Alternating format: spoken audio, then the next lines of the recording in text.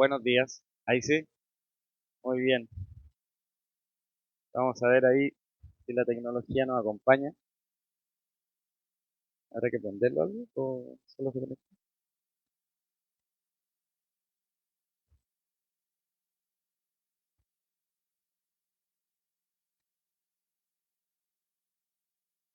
¿No? ¿Lo vuelvo a conectar? Vamos a ver.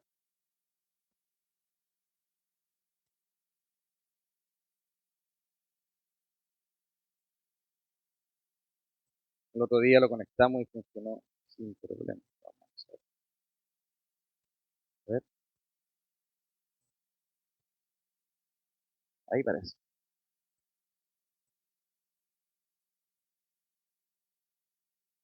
Ahí prendió.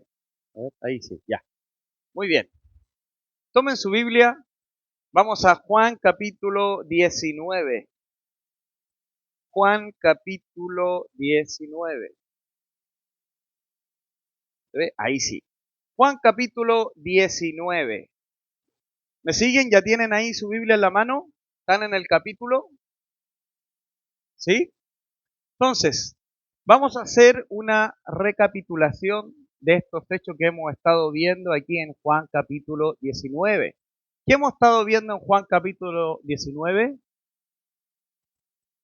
El arresto, en realidad, desde que Jesús fue lacerado, ¿no es cierto?, castigado ahí bajo la instrucción de Pilato, y hemos visto aquí en el capítulo 19 la crucifixión de nuestro Señor.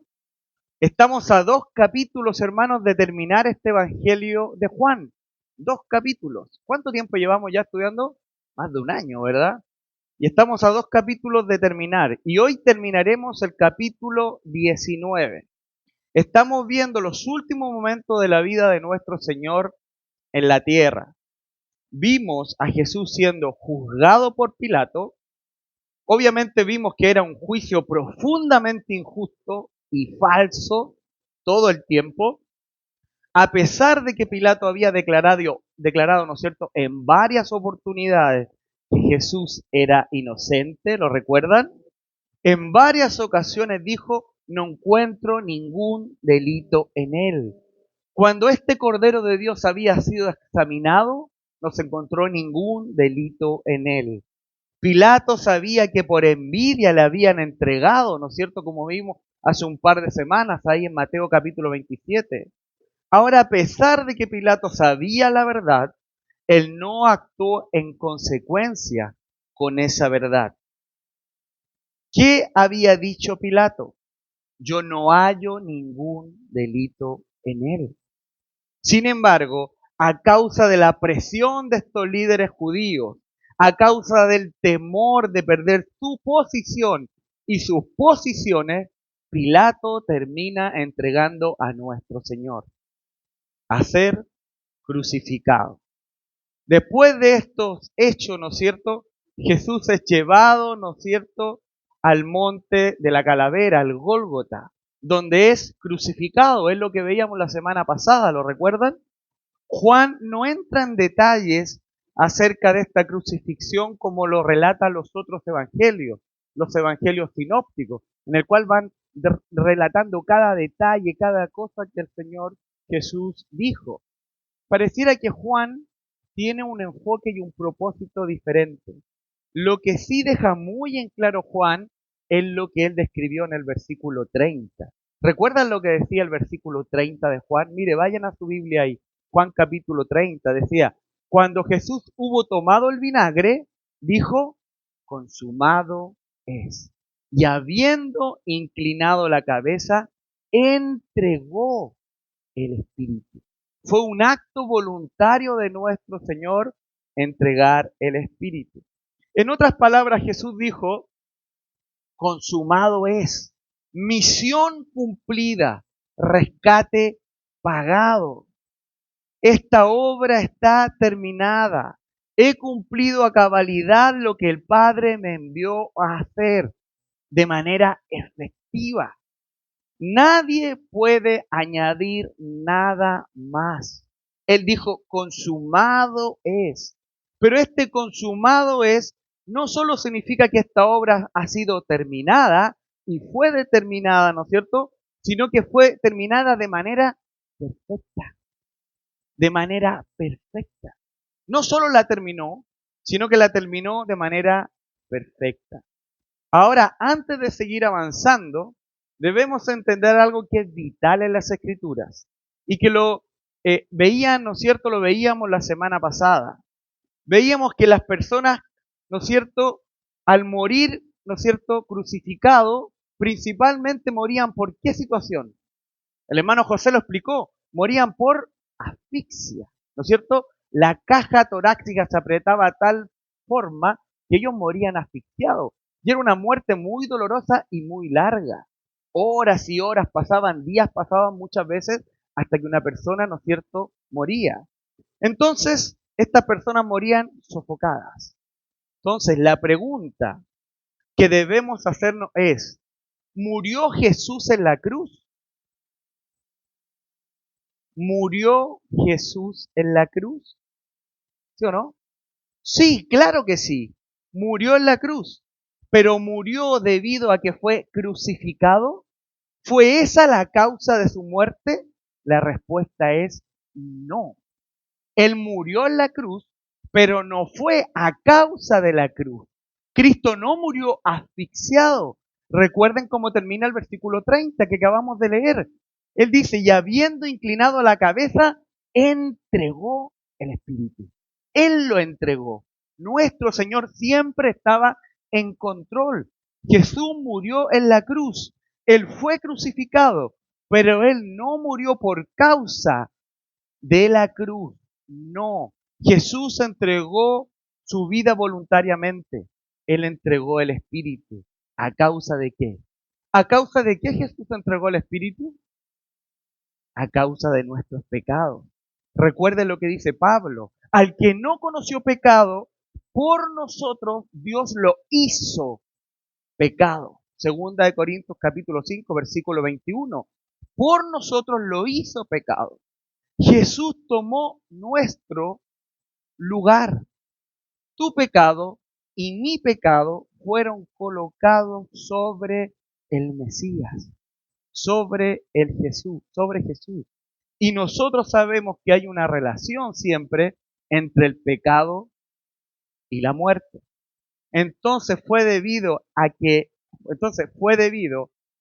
el pecado fue colocado, ¿no es cierto?, sobre él, en el cual él entrega su espíritu.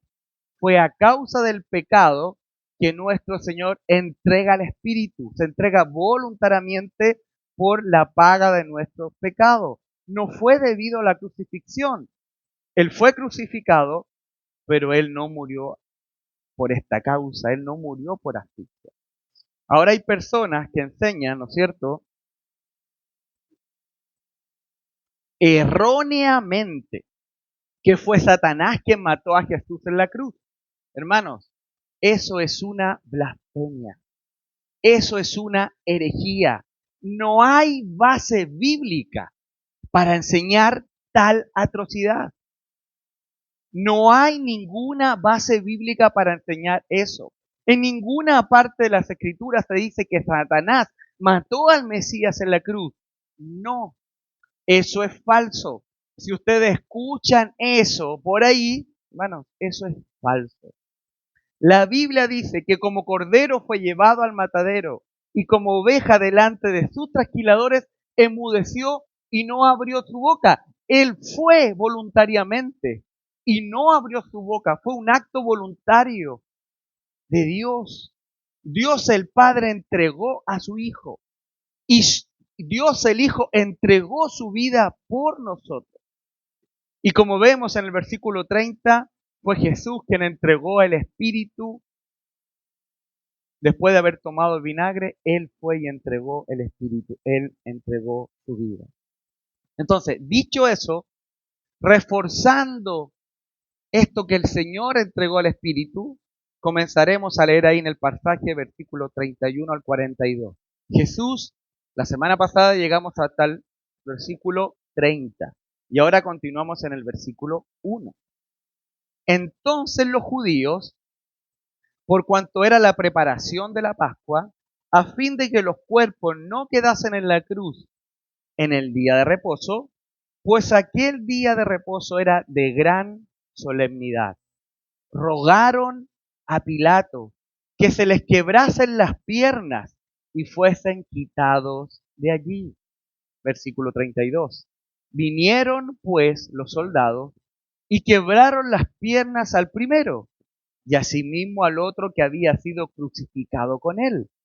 Mas cuando llegaron a Jesús, escuche, como le vieron ya muerto, no le quebraron las piernas.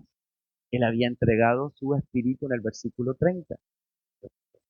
Pero uno de los soldados le abrió el costado con una lanza y al instante salió sangre y agua. Y el que lo vio da testimonio y su testimonio es verdadero. El que sabe, y él sabe que dice verdad, para que vosotros también, dice, creáis. Porque estas cosas sucedieron para que se cumpliese la escritura. No será quebrantado hueso suyo. Y también otra escritura dice, mirarán al que traspasaron. Versículo 38. Después de todo esto, José de Arimatea, que era discípulo de Jesús, pero secretamente por miedo de los judíos, rogó a Pilato que le permitiese llevarse el cuerpo de Jesús. Y Pilato se lo concedió. Entonces vino y se llevó el cuerpo de Jesús. También Nicodemo, el que antes había visitado a Jesús de noche, vino trayendo un compuesto de mirra y de aloes, como 100 libras. Tomando pues el cuerpo de Jesús y lo envolvieron en un lienzo con especies aromáticas, según es costumbre sepultar entre los judíos, y en el lugar donde había sido crucificado había un huerto, y en el huerto un sepulcro nuevo, y en el cual aún no había sido puesto ninguno. Allí pues, por causa de la preparación de la Pascua de los judíos, y porque aquel sepulcro estaba cerca, pusieron a Jesús. Oramos, hermanos. Padre, te pedimos, Señor, de todo corazón. Queremos ser enseñados por tu Santo Espíritu. Habla, Señor, a nuestras vidas, tráenos luz, tráenos claridad y ayúdanos a poder tomar esta palabra y caminar en obediencia en nuestras vidas. Oramos en el nombre de Jesús. Amén. Muy bien. Entonces dice el versículo 31, dice, entonces los judíos. Debemos recordar que la mayor parte del libro de Juan, cuando se habla de los judíos, no se está refiriendo al pueblo judío en general, sino más bien al liderazgo judío, a los judaizantes. Lo hemos visto en varias oportunidades, ¿no es cierto? Al Sanedrín. Entonces, donde dice entonces los judíos, se está refiriendo al liderazgo judío. Seguimos leyendo, dice entonces los judíos, por cuanto era la preparación de la Pascua, escuche, a fin de que los cuerpos no quedasen en la cruz en el día de reposo, paréntesis, pues aquel día de reposo era de gran solemnidad, escuche, rogaron a Pilato que se les quebrasen las piernas y fuesen quitados de allí. ¿Qué estaba pasando? Era la preparación de la Pascua. Ahora, los evangelios, cuando hablan de la preparación de la Pascua o del día de la preparación, lo encontrará en otros textos, se está refiriendo al día de la Pascua. Entonces, ¿cuándo murió Jesús?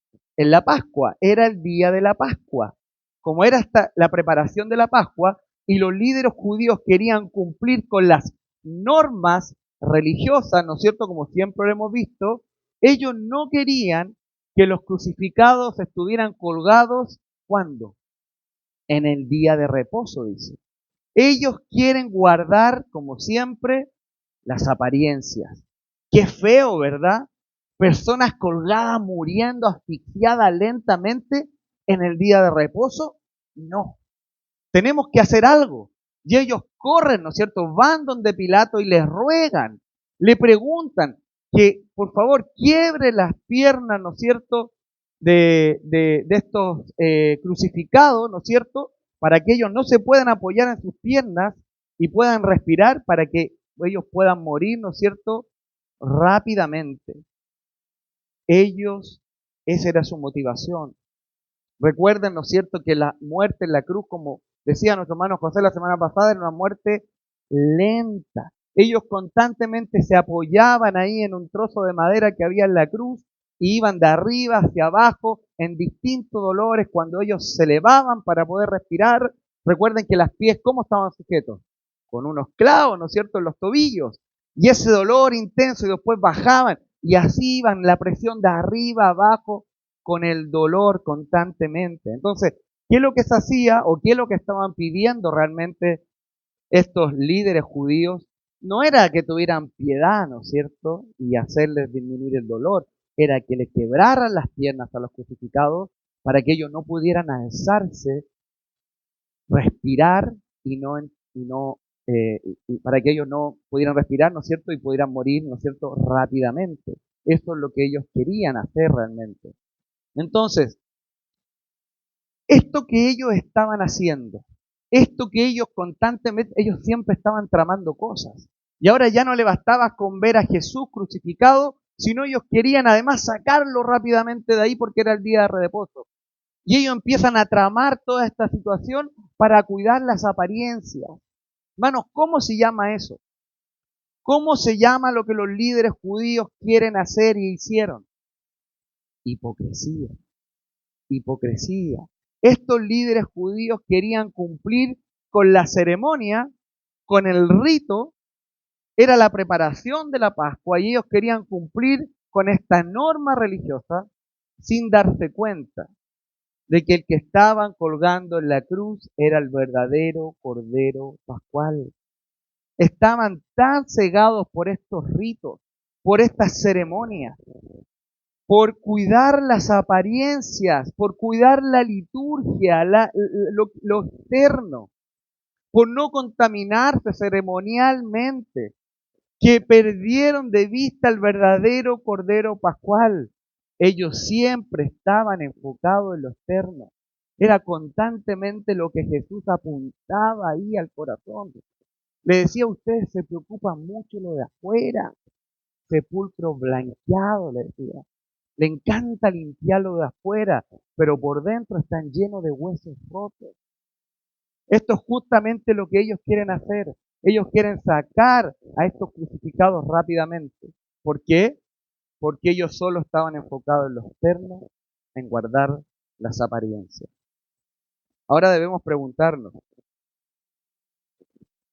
¿estará complacido Dios de esto? ¿Está Dios complacido de la forma en la que celebran estas fiestas religiosas? Recuerden, Dios no está lleno en esta escena. ¿Él estará complacido de esta forma como ellos quieren cumplir la Pascua y celebrarla?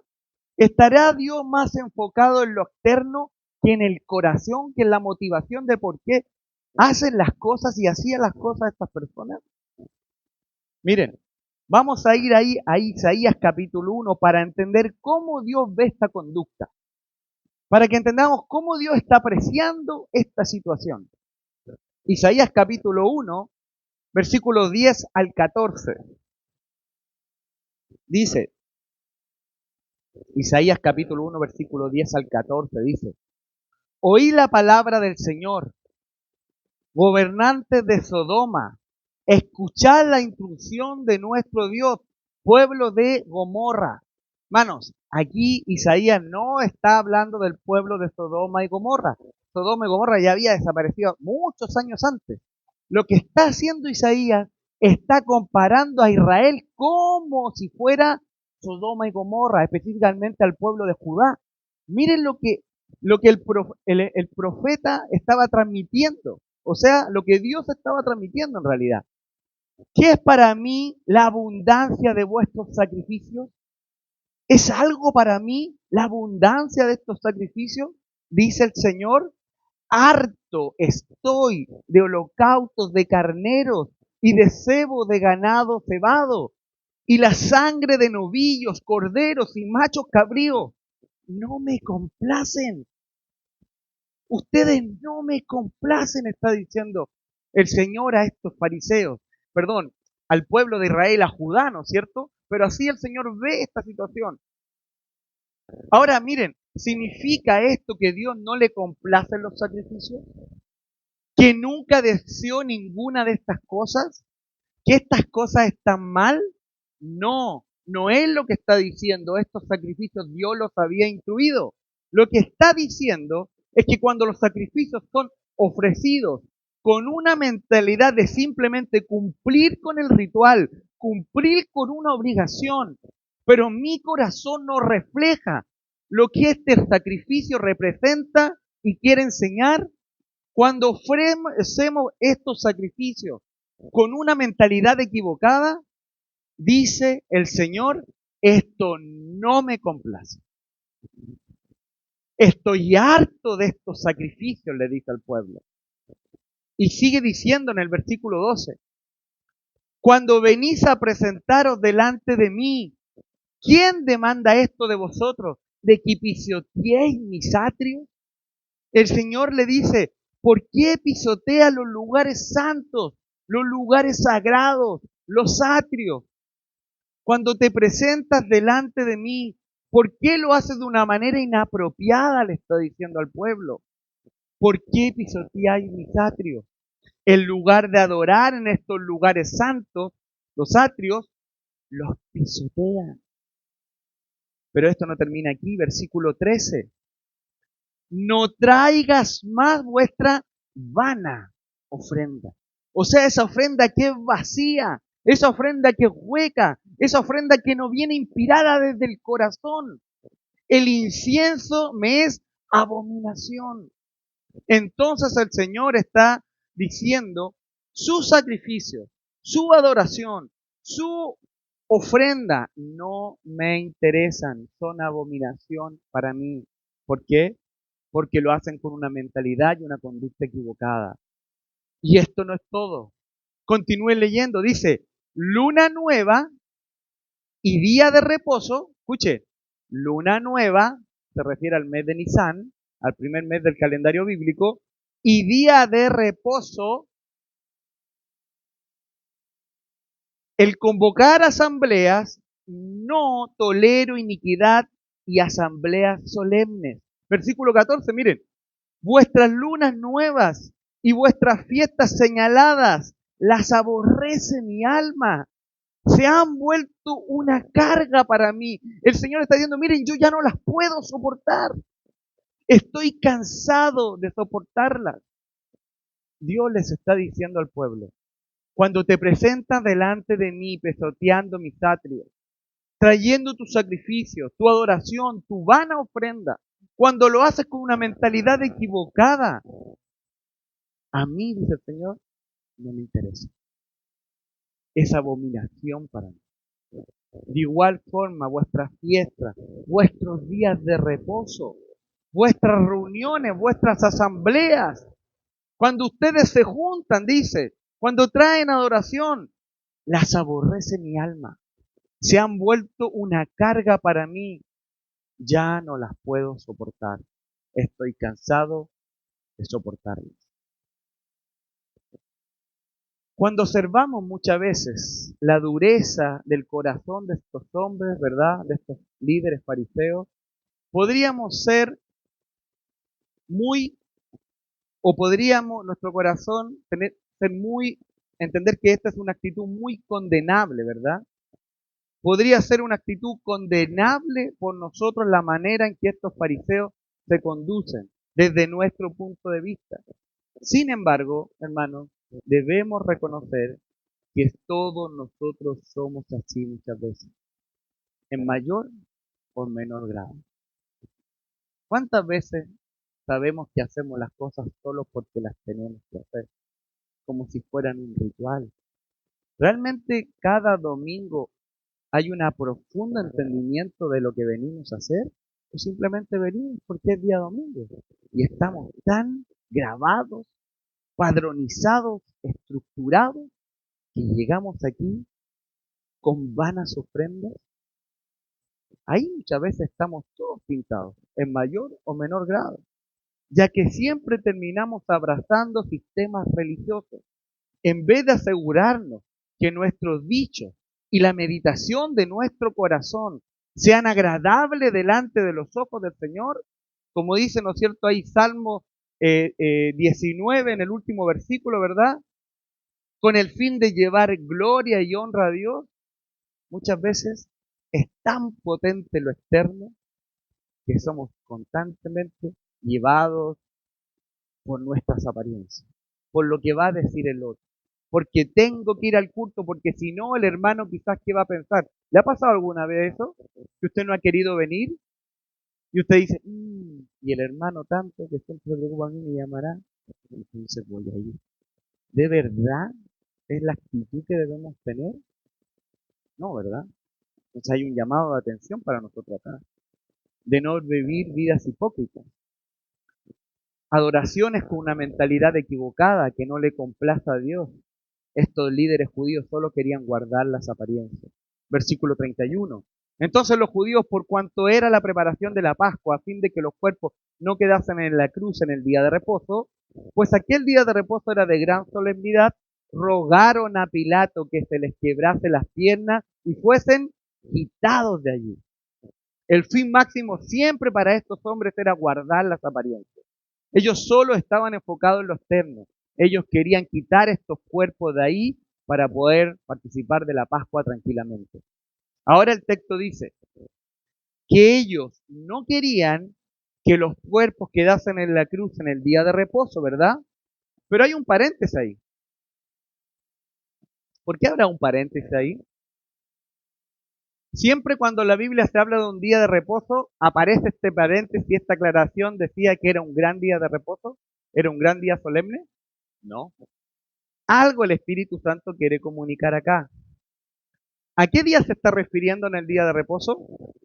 De manera lógica, ¿no es cierto? Diríamos que es el día sábado, el sexto día de la semana. Ellos no quieren que los cuerpos estén colgados el día de reposo, o sea, el sábado. Esto quiere decir entonces que esto que está ocurriendo, ¿no es cierto? Está ocurriendo cuando un día antes, es un día viernes. Esto suena lógico, ¿verdad? Pero no es correcto. Esto suena lógico, pero no es correcto. La creencia popular cree que Jesús fue crucificado en Viernes Santo. ¿Sabe dónde viene eso? De otro lugar, ustedes saben dónde viene. Viene de la creencia que fue él, ¿no es cierto?, muerto en la cruz o entregó su vida el día Viernes Santo. Esta es la creencia, ¿no es cierto?, más popular, pero no es correcta. Entonces, mire, para poder entender correctamente esto, debemos entender las fiestas de Israel que están descritas ahí en Levítico 23. Miren, les quiero tratar de explicarles la expresión de esto que está aquí en el paréntesis. Es algo bien técnico, pero es importante para no caer en errores, ¿ok? Traten de abrir el corazón, la mente. Yo voy a hacer mi mayor esfuerzo para explicar esto porque no es tan fácil de entender. Para entender esto debemos entender dos cosas, ¿ok? Jesús fue crucificado en el día de la Pascua, ¿sí o no? ¿Hay duda en eso? No. Él es nuestro Cordero Pascual, ¿recuerdan? Mientras estaba celebrando la Pascua, el Cordero de Dios era entregado. Él fue crucificado el día de Pascua. Que según el calendario bíblico, el calendario judío, ¿qué día corresponde? El día 14 de Nisan. ¿Lo habían escuchado? El día 14 de Nisan. La Pascua en un sentido técnico es solo un día, el día 14 de Nisan. Y siempre, siempre, siempre, siempre se celebra el día 14 del mes de Nisan. Nisan es el mes, el día 14 del mes de Nisan. Es como el día 14 de enero, por ejemplo. Estamos hablando del calendario bíblico. Siempre se celebra el día 14 de Nisan. Este día, ojo hermanos, puede variar de un año a otro. A veces puede caer lunes, martes, miércoles, prácticamente, a veces hay casi una semana de diferencia. Ustedes ven las fiestas de Israel y no siempre caen el mismo día por esta situación. El mes de Nisan comienza cuando se pone o se puede ver la luna nueva. ¿Recuerdan lo que leíamos en Isaías? Luna nueva y día de reposo, ¿se acuerdan? Entonces el día de la Pascua comienza 14 días después de la luna nueva. El día 14 de Nisan. Jesús murió en la Pascua el día 14 de Nisan. Y sabemos que los evangelios llaman a este día como el día de la preparación o como el día de la preparación de la Pascua, como lo vemos acá, que es el día de la Pascua. Ahora, el día siguiente, si la Pascua se celebra el día 14 de Nisan, ¿cuál será el día siguiente? El día 15 de Nisan, conocido como la fiesta de los panes sin levadura. Eso es lo que se celebra el otro día, la fiesta de los panes sin levadura. Y siempre es el día 15 de Nisan. Entonces, cuando ustedes van a Levíticos 23 y empiezan a ver ahí la instrucción del Señor acerca de esta fiesta, y Él le habla, ¿no es cierto?, de la fiesta de los tabernáculos, la fiesta de las trompetas, el día de Yom Kippur, el día de la dedicación, el día de los panes sin levadura, etcétera, etcétera. Escuche, todos estos días, no importa el día que caiga, son considerados como, escuche, son considerados como un Shabbat. Son considerados como un Shabbat. Y como la Escritura lo declara para que nos demos cuenta que no es un Shabbat normal, no es un día sábado, lo dice y lo declara como que es un día alto Shabbat, o como dice la Reina Valera, un gran Shabbat. ¿Sí? Están mirando con cara de por qué no. Entonces, este gran día de reposo no es el séptimo día de la semana, conocido como el Shabbat o como el día sábado, sino es un día tratado como un día de reposo. Es tratado como un Shabbat, aunque caiga cualquier día de la semana. Entonces, leamos nuevamente el versículo 31. Entonces los judíos, por cuanto era la preparación de la Pascua, día 14 de Nisan, a fin de que los cuerpos no se quedasen en la cruz en el día de reposo. Si hasta ahí fuera la escritura, uno dice día sábado, ¿sí o no? Pero aparece algo más, dice, y ahora escuche, esta expresión dice, pues aquel día de reposo era de gran solemnidad. De hecho, si usted busca un interlineal, ¿no es cierto?, que es una herramienta en la cual toma el texto griego y lo traduce literalmente, la expresión dice así, no dice, pues aquel día de reposo era de gran solemnidad, dice así, pues era el día de gran Shabbat o un gran Shabbat o un alto Shabbat. Entonces está diciendo, era día de reposo, paréntesis, el día del gran Shabbat.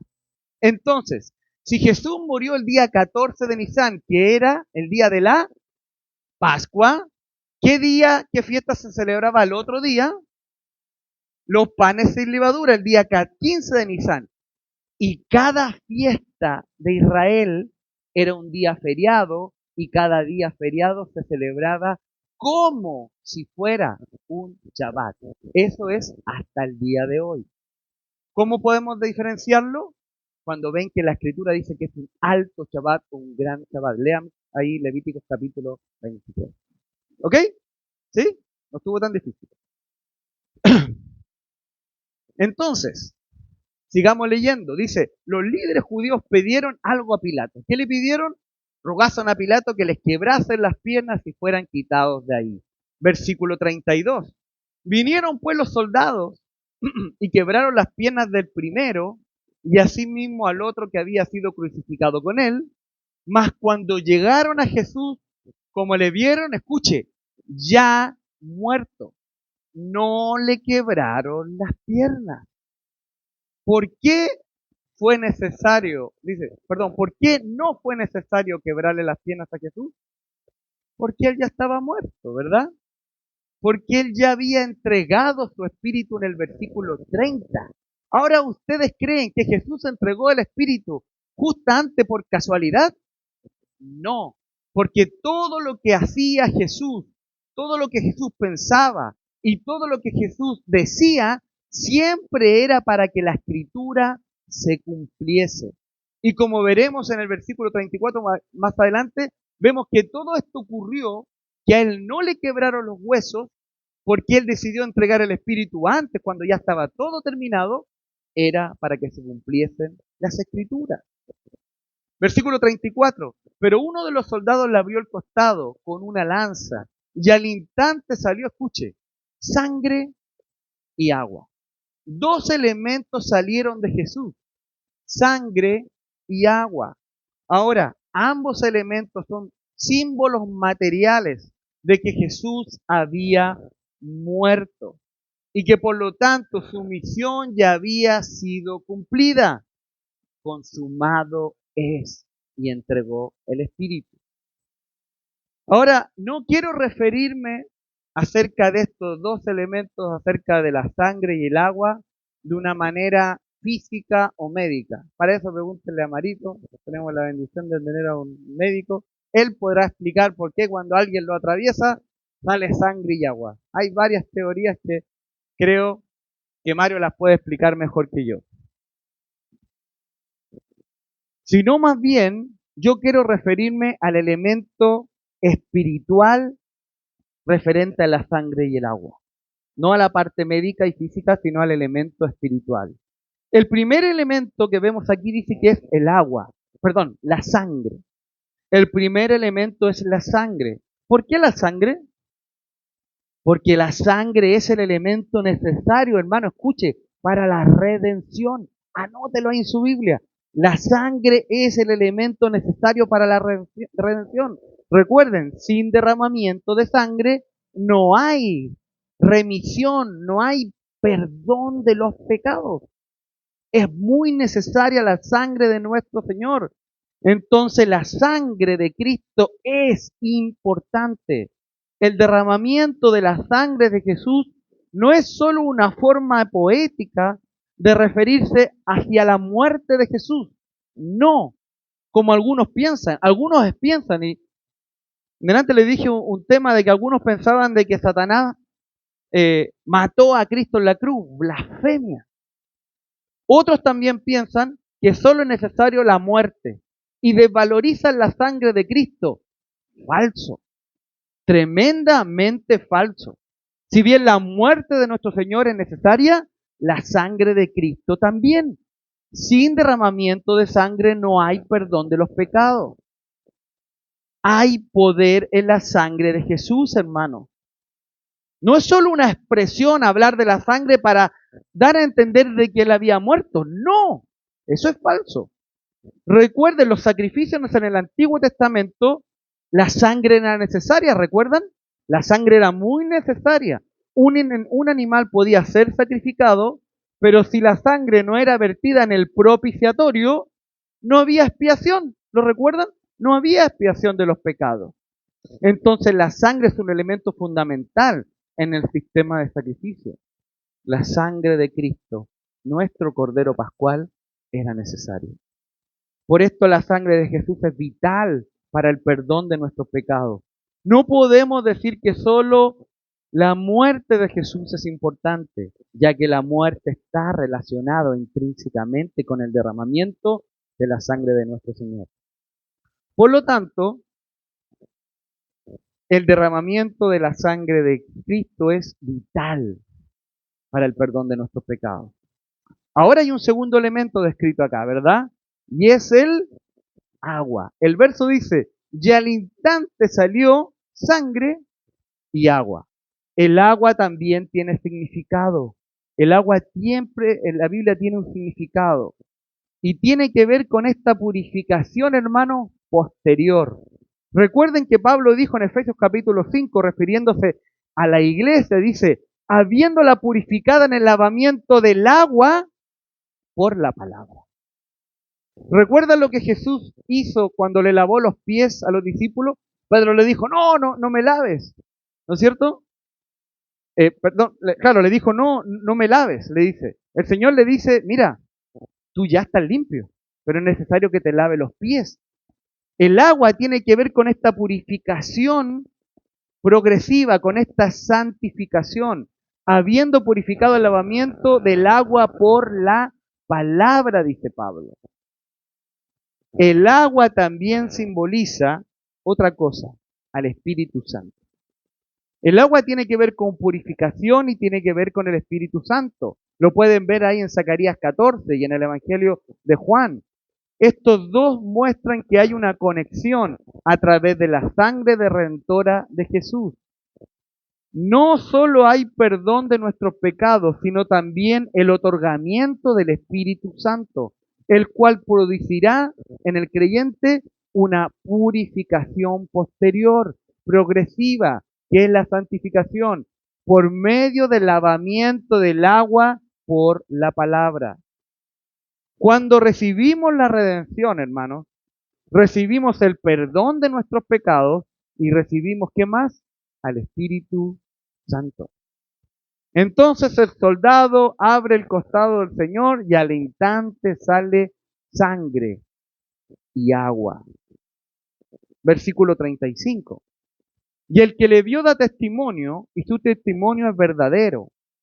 Y él sabe que dice verdad para que vosotros también creáis. Juan está diciendo que todas estas cosas él las está presenciando. Él es un testigo ocular. Y todas estas cosas dice que son verdaderas, son verdad. ¿Por qué? Porque fueron inspiradas por el Espíritu Santo.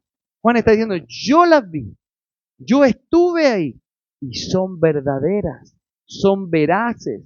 ¿Por qué? Porque estas cosas son inspiradas por el Espíritu Santo. Y todo esto tenía solo un propósito. ¿Cuál era el propósito? Que tú y yo podamos creer en la obra redentora de Jesucristo. Que tú y yo podamos creer en la obra redentora de nuestro Señor. Hermanos, miren, no debemos ignorar la cruz. No debemos ignorar la cruz. No debemos rechazar el sufrimiento de Jesús y el derramamiento de su sangre. Este es un precioso regalo para el perdón de nuestros pecados. Creer en Él permite que esa gracia transforme nuestra vida. Si tú nunca has puesto tu fe en Jesús, este evangelio está escrito para ti. Si tú nunca has puesto tu fe en Jesús, verdaderamente, este evangelio es para ti. Este pasaje es para ti. Este pasaje 35. Juan está diciendo, mira, escribí esto para ti. Yo estuve ahí, fue un testigo ocular. Y estas cosas son verdad para que tú creas en Jesús, para que tú no rechaces la cruz, para que tú recibas ese sacrificio, ese derramamiento de la sangre de Jesús. Más adelante dirá exactamente lo mismo en el versículo 20, capítulo 31. Pero estas cosas se han escrito para que creáis que Jesús es el Cristo, el Hijo de Dios, y para que creyendo tengáis vida eterna. Hermano, o visita, cada uno de ustedes ha puesto un día su fe en Jesús, ha aceptado la cruz de Cristo, ha aceptado este pago de la redención por sus pecados. Y no estoy refiriendo si usted viene a la iglesia o ha venido muchas veces a la iglesia o viene de una familia cristiana. La pregunta no es esa. La pregunta, tú de manera personal, un día has puesto tu confianza en Jesús, te has arrepentido de tus pecados, has pedido perdón y has aceptado la cruz de Cristo en tu vida, entendiendo que solo la cruz de Cristo trae perdón de tus pecados. ¿Lo has hecho personal? ¿Te has visto una vez realmente perdido, desamparado, necesitando desesperadamente la cruz? Si no es así, cuidado. Probablemente solo estás viviendo una vida religiosa, de rito tras rito ceremonial, viviendo una liturgia, algo externo, en el cual el Señor dice, no me agrado de él. Para que nuestra adoración, para poder ser agradables a Dios, debemos estar en Cristo Jesús. Debemos haber experimentado la redención de una manera personal. Y eso es lo que está diciendo Juan aquí en el versículo 35. para que vosotros también creáis. Para que tú también creas. Para que tú también creas. Versículo 36. Porque estas cosas sucedieron para que se cumpliesen las escrituras. No será quebrado hueso suyo. Una y otra vez se nos muestra en este Evangelio de Juan que todo lo que ocurrió en torno a Jesús, que todo lo que Jesús dijo, que todo lo que Jesús hizo, todo tenía el propósito de que la escritura se cumpliese. ¿Ven? Todo tenía el propósito de que la escritura se cumpliese. Este es un gran ejemplo para nosotros, hermanos. Debemos preguntarnos, ¿quiero yo realmente que la palabra de Dios se cumpla en mi vida? ¿Ven cuál era la motivación del Señor siempre? Él no se mandaba solo. Él siempre decía, siempre hacía las cosas para que la palabra de Dios se cumpliese. Tremendo ejemplo. La pregunta que debemos hacernos nuevamente es, ¿quiero realmente que la palabra de Dios se cumpla en mi vida? Este era el deseo de Jesús, que la palabra de Dios se cumpliese en su vida. Si somos sabios, hermanos, si somos personas maduras y entendemos, vamos a querer que todo lo que pensamos, que todo lo que decimos, que todo lo que hacemos sea para que la palabra de Dios se cumpla en nosotros. Y de esta forma podamos llevar gloria al nombre de nuestro Señor. ¿Es realmente ese mi deseo? ¿Que la palabra de Dios se cumpla en mi vida? Nos encanta que se haya cumplido en Cristo. Amén por eso. Pero estás diciendo algo. Quiero que la palabra de Dios se cumpla en mi vida, que mis pensamientos, mis acciones, lo que yo hago, refleje la voluntad de Dios en mi vida. Versículo 36 dice, porque estas cosas sucedieron para que se cumpliese la escritura. No será quebrado hueso suyo. Y también el versículo 37 dice, y también otra escritura dice, mirarán al que traspasaron, refiriéndose, ¿no es cierto?, ahí a la nación de Israel. Dos escrituras fueron cumplidas. La primera está, ¿no es cierto?, bueno, en varias partes, pero por ejemplo en Salmos capítulo 34, versículo 20, acerca de que no se quebrará hueso suyo. Escuche lo que dice Salmos capítulo 34, versículo 20, anótelo. Él guardará todos sus huesos, ni uno de ellos será quebrantado. ¿Ven cómo se cumple la escritura? En Éxodo capítulo 12, versículo 46, hablando de la Pascua, se comerán en una casa y no llevarán de aquella carne fuera de ella. Y escuche, ni quebraréis huesos suyos. ¿Ven lo que simbolizaba la Pascua y cómo se cumplía ahora en Jesús? Números capítulo 9, versículo 12. No dejarán del animal sacrificado para la mañana, ni quebrarán hueso suyo. La palabra de Dios cumplida en Jesús. Jesús cumplió perfectamente estas escrituras. La segunda escritura, ¿no es cierto? Mirarán al que será traspasado, ¿no es cierto? O al que traspasaron. Está, por ejemplo, ahí en Zacarías y también está en Apocalipsis, ¿no es cierto? Porque se está refiriendo a la nación de Israel, que ellos se darán cuenta en algún momento. Dice Zacarías capítulo 10, versículo 10. Capítulo 12, versículo 10. Y derramaré sobre la casa de David y sobre los moradores de Jerusalén espíritu de gracia y de oración. Y escuche, y mirarán a mí, ¿a quien traspasaron? Esta es una profecía. Apocalipsis capítulo 1, versículo 7. He aquí que viene con las nubes, y todo ojo le verá, ¿ven? Mirará, y lo que les traspasaron. Nuevamente, la misma escritura. Y todo los linajes de la tierra harán lamentaciones por él, sí, amén, dice Apocalipsis. Entonces, ambas escrituras fueron cumplidas perfectamente en Jesús. Versículo 38. Después de todo esto, José de Arimatea, que era discípulo de Jesús, pero secretamente por medio de los judíos, rogó a Pilato que le permitiese llevarse el cuerpo de Jesús. Y Pilato se lo concedió. Entonces vino y se llevó el cuerpo de Jesús.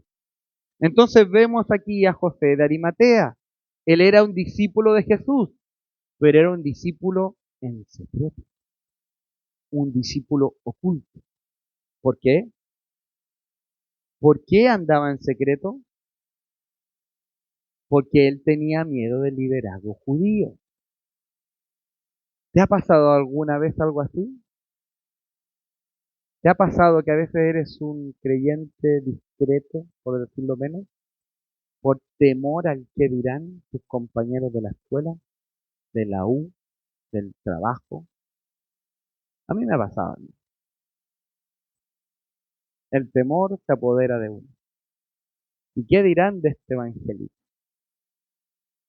Pero José de Arimatea era un discípulo de Dios, pero lo hacía en secreto por temor. Que Dios nos ayude a no vivir una vida con temor y podamos siempre poner el nombre de Dios bien en alto a pesar del temor. Porque habrán situaciones que traerán temor, sin duda. Todos pasamos por eso, pero que realmente podamos reconocerlo. Entonces José de Arimatea pidió el cuerpo de Jesús a Pilato y Pilato se lo entregó. Versículo 39. También Nicodemo, el que antes había visitado a Jesús de noche, vino trayendo un compuesto de mirra, y de aloes como 100 libras. ¿Quién era este Nicodemo? Es el mismo hombre el cual habíamos hablado hace ya harto tiempo atrás en Juan capítulo 3, ¿no es cierto? Él vino a hablar con Jesús de noche, en el inicio del ministerio de nuestro Señor. Él le dijo, ¿cómo haré para nacer de nuevo? ¿Recuerdan cuando el Señor le dijo, ¿te es necesario nacer de nuevo? Bueno, este era esta persona, otro seguidor de Jesús, que se acercaba, ¿no es cierto?, a Jesús oculto, siempre por el miedo, ¿no es cierto?, al liderazgo judío, probablemente con temor. Sin embargo, ambos quisieron dar una sepultura adecuada al Maestro, a lo que la tradición judía decía. Ellos querían hacer algo más, tal vez ya solo por el cuerpo de Jesús. ¿Se imaginan esta imagen? ¿Se imaginan ahí tal vez a José de Arimatea bajando al Señor de la cruz, ese cuerpo ya sin el espíritu, tratando tal vez con una herramienta, sacando los clavos del Señor? ¿Y cómo estaba? Limpio, todo ensangrentado, sudado, y tal vez ahí él bajándolo, cargándolo en el hombro, y tal vez Nicodemo ahí esperando abajo, y estos hombres van y lo llevan a la sepultura y lo empiezan a limpiar, tal vez, a limpiarlo y a echarle estos inciensos y a poder cubrirlo. Pueden ver esa imagen. El cuerpo de su Señor ahí, probablemente con lágrimas al ver lo desfigurado que estaba. Recuerden que el libro de Isaías dice que su rostro se desfiguró de tal forma que perdió el aspecto humano. Era una masa de moretones y llagas y sangre. Estos dos hombres estaban ahí, bajando el cuerpo de nuestro Señor. Versículo 40. Tomaron pues el cuerpo de Jesús y le envolvieron en lienzo con especies aromáticas, según es costumbre sepultar entre los judíos. Y en el lugar donde había sido crucificado había un huerto, y en el huerto un sepulcro nuevo, en el cual aún no había sido puesto ninguno. Allí pues, por causa de la preparación de la Pascua de los judíos, y porque aquel sepulcro estaba cerca, pusieron a Jesús. Entonces, ¿qué aprendimos en este capítulo? Juan nos ha mostrado un marco de referencia en torno a la cruz de Jesús. Ahora Juan nos deja saber claramente que Jesús no murió cualquier día. Jesús murió en el día de la Pascua, en la fiesta de la Pascua. Y la Pascua es la fiesta de la redención. La Pascua es la fiesta de la redención. Y para cerrar, hermanos, quiero tomar algunos minutos para hablar acerca de esta palabra tan importante, redención. Redención.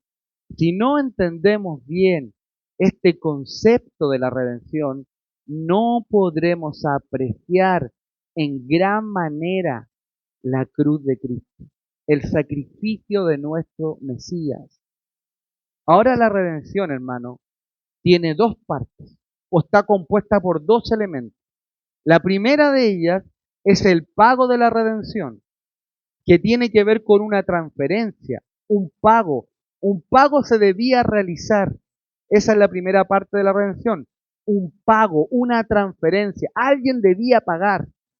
La segundo elemento de la redención es el resultado ahora de ese pago. ¿Me siguen? Por un lado es el pago, pero por el otro lado ese pago tuvo un resultado en la iglesia, tuvo un resultado en los creyentes, en todos los que un día nacerían de nuevo y pondrían su fe en Jesús. Cuando Jesús murió en la cruz, el pago fue pagado perfectamente. Nuestra redención fue pagada perfectamente. El pago fue realizado en su totalidad. Nada más debíamos. Él fue y pagó. Él fue y pagó totalmente. Este pago es el Cordero Pascual, nuestro Señor Jesucristo. La sangre de este Cordero Pascual derramada. Ese es el pago. Ese es uno de los elementos de la redención.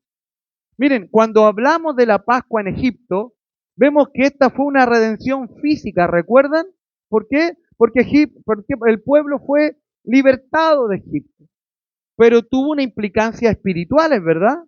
Fue una redención física, pero tuvo implicancias espirituales.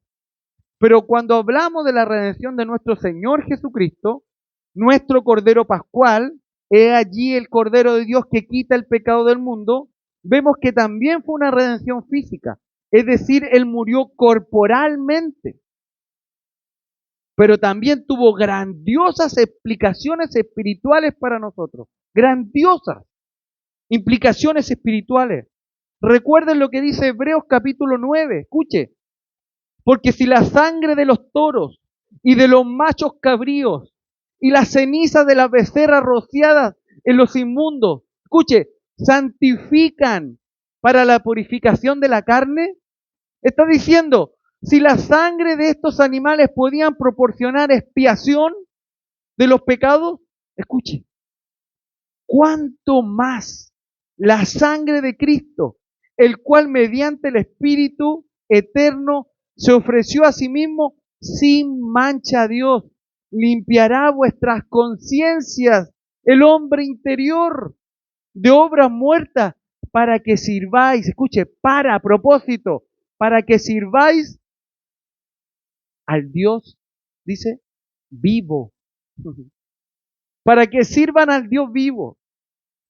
La sangre de Jesús compró la redención eterna para nosotros. La sangre de Jesús removió el pecado de nuestra vida. Este es el Cordero de Dios que quita el pecado del mundo.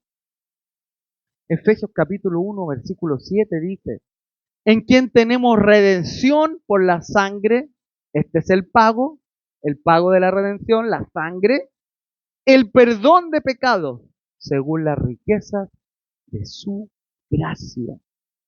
Entonces la sangre de Jesús, el Cordero Pascual, removió el pecado de nuestras vidas. Pero no solo esto, la redención también trajo un cambio, o debería traer un cambio a nuestras vidas, ya que la redención cambia nuestra identidad y nuestra relación con el Señor. Ahora tenemos una nueva identidad. Ahora somos posesiones compradas por Cristo Jesús. Lo repito, somos posesiones compradas por Cristo Jesús mediante el derramamiento de su sangre. La sangre de Jesús fue el pago por nuestra redención. Y ya no nos pertenecemos a nosotros mismos. Ahora somos posesión de Dios. ¿Escuchó? Ese pago significa que ahora nosotros somos posesión de Dios. Recuerden, antes de la redención, nuestras vidas, nosotros estábamos, ¿no es cierto?, atados a nuestros pecados. Éramos esclavos del pecado. Estábamos atados y éramos esclavos de Satanás. Por lo tanto, sufriríamos el mismo destino que él. Eso éramos antes, atados a nuestra naturaleza pecaminosa. Pero ahora, por la redención, por este pago que Cristo hizo en la cruz por medio de su sangre, hemos sido transferidos del mercado de esclavos donde nos encontrábamos a una posesión preciosa de nuestro Señor. La redención, Cristo fue y nos compró de ese mercado de esclavos, esclavos del pecado donde nos encontrábamos, y nos puso como posesión suya. Ahora somos preciosa posesión del Dios vivo. Ahora tenemos una nueva identidad. Ahora le pertenecemos a Él y no al pecado. Por esta razón Pablo dice, ya no le pertenecemos al pecado, sino ahora le pertenecemos a Dios. Entonces, glorifiquemos a Dios y sirvámosle a Él. ¿Ven la diferencia? Antes estábamos en el mercado de esclavos, éramos esclavos del pecado. La redención, el pago que Cristo hizo fue para sacarnos de ahí y ahora dice que somos posesión suya. ¿Para qué? Para glorificarle ahora y vivir en servicio a nuestro Señor. 1 Corintios capítulo 6, versículo 20 dice, porque habéis sido comprados por precio. ¿Cuál era el precio? La sangre del Mesías. ¿Qué más dice? Glorificad pues a Dios en vuestro cuerpo físico, y en vuestro espíritu, o sea, en el ser interior, los cuales son de Dios. Hermanos, entendamos esto. Le pertenecemos a Él. No debemos vivir vidas pensadas y centradas en nosotros. El qué voy a hacer, dónde voy a ir, en qué trabajo voy a estar, qué ministerio voy a tener. Todas esas preguntas deben ser, Señor, ¿qué quieres tú? Yo era un esclavo del pecado, que estaba condenado a la misma condenación de Satanás. Pero Él vino y nos compró, nos redimió con su sangre y nos puso como su posición. ¿Para qué dice Pablo? Para glorificar pues a Dios en vuestros cuerpos, este cuerpo. No puedo decir, sí, yo sirvo al Señor en el corazón y mi vida hace lo que quiere, eso es falso. En mi cuerpo, en cómo yo me conduzco, en cómo tomo mis decisiones y también en el ser interior. Si la sangre de estos animales, de los toros, de los machos cabríos, podían proporcionar expiación, ¿cuánto más la sangre de Cristo, el cual mediante el Espíritu se ofreció a sí mismo sin mancha a Dios? Él fue el Cordero perfecto.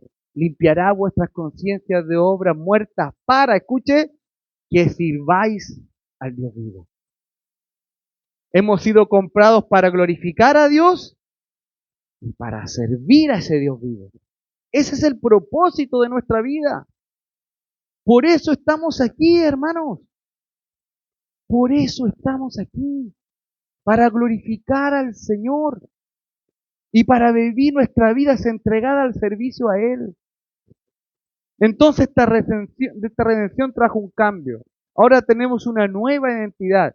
Ya no nos pertenecemos a nosotros mismos. Por lo tanto, debemos vivir vidas que glorifiquen a Dios, vidas que sirvan a ese Dios vivo.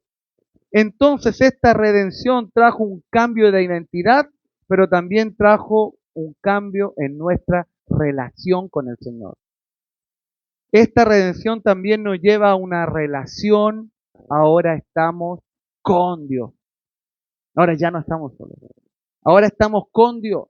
Colosenses dice, en otro tiempo eras extraños y eran enemigos de Dios. Pero la redención hizo un cambio, nos hizo cercanos a Dios. Ahora somos sus amigos, dice Romanos capítulo 5. ¿Ven todo lo que significa la redención? Éramos enemigos, extraños para él. Él nos miraba y no te conozco. Pero ahora, gracias a este pago de la sangre de Cristo, Él te mira y te dice, eres mi hijo, tú eres mío, yo te compré, me perteneces. Vive tu vida para glorificarme a mí, para servirme a mí. Y como el Señor es tan hermoso, Él dice, ¿no es cierto?, que esa gloria de Él resplandecerá en sus hijos. Igual esa gloria es para nosotros, ¿se entiende? No la Él, su gloria resplandece en los suyos. Cuando entendemos esto de la redención. Ahora estamos con Dios. Esto significaría, ¿no es cierto? Y significa que estaremos con Él por la eternidad. Ahora estamos con Dios y eso también significa que estaremos por Él por la eternidad. Juan capítulo 14, versículo 13. Y con esto terminamos. Dice, esta es la promesa. Este es el resultado de la redención.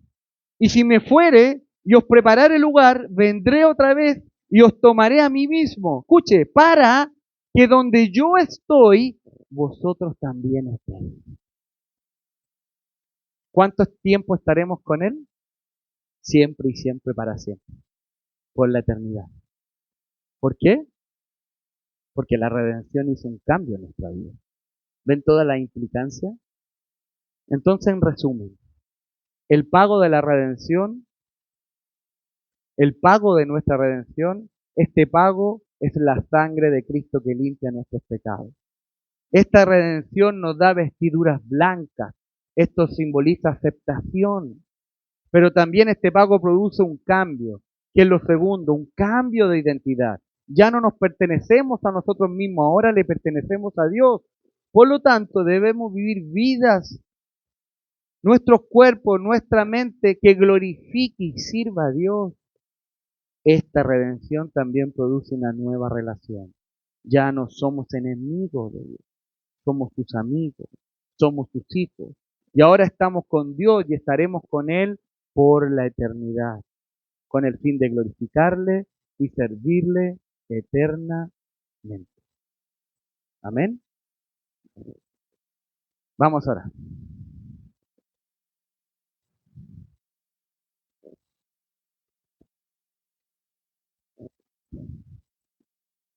Padre Santo, Padre bueno, amado Señor, un día necesitamos la redención, Señor. Un día, Señor, nos llamaste. Un día fueron abiertos nuestros ojos gracias a la cruz de Cristo, Señor. Un día pasamos de muerte a vida y te necesitábamos, Señor. Pero, Señor, sabemos que hoy día también te necesitamos. Señor, recuérdanos el significado de la obra de Cristo en la cruz todos los días. Ayúdanos, Señor, a vidas que te glorifiquen, a vidas que te sirvan, Señor. Ayúdanos a entender de que ya no pertenecemos al mercado de esclavos, que ya no pertenecemos al pecado. Recuérdanos, Señor, que ahora somos tuyos. Somos una preciosa posesión del Dios vivo, Señor. Ayúdanos a entenderlo, a amarlo, a creerlo, Señor. Ayúdanos a entender que ahora estaremos siempre por siempre contigo en la eternidad. Y entendiendo eso, Señor, te pedimos de todo corazón, te pido por mí, por la iglesia, por mi familia, Señor. Te ruego que nos ayudes a vivir vidas obedientes. Señor, ayúdanos a vivir vidas obedientes, que estén en sintonía con esta redención preciosa que fue derramada en nosotros gratuitamente por la sangre de Cristo. Gracias, Señor, te doy por esta iglesia, por mis hermanos. Te doy gracias por cada hermana, por cada hermano, por cada niño en este lugar. Señor, te pido también por las personas que aún no te conocen, por esas personas que tal vez son desconocidas para ti en este lugar. Te pido que tu palabra poderosa no vuelva vacía, que tu palabra produzca un cambio en su vida, que tu palabra pueda convencerlos de pecado, de justicia y de juicio. Te ruego, Señor, por todas esas personas que aún no te conocen, para que puedan nacer de nuevo y puedan disfrutar, entender esta redención tan maravillosa que tú compraste para nosotros. Oramos en el nombre de Jesús. Amén.